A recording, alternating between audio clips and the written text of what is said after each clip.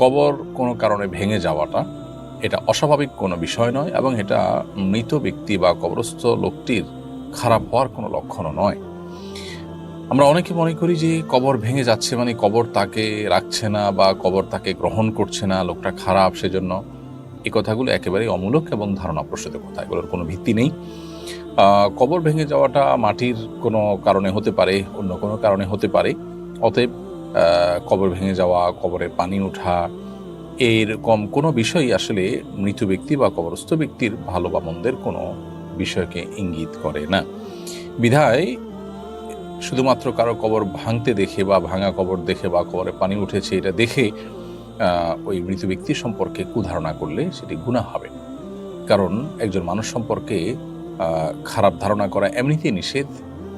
সেখানে একজন মৃত মানুষ, তার সম্পর্কে খারাপ ধারণা করা, নিষেধাজ্ঞার মাত্রাটা এখানে আরো বেশি। এই জন্য এ ধরনের বদগুমান, এ ধরনের খারাপ ধারণা করা থেকে আমাদেরকে বিরত থাকতে হবে।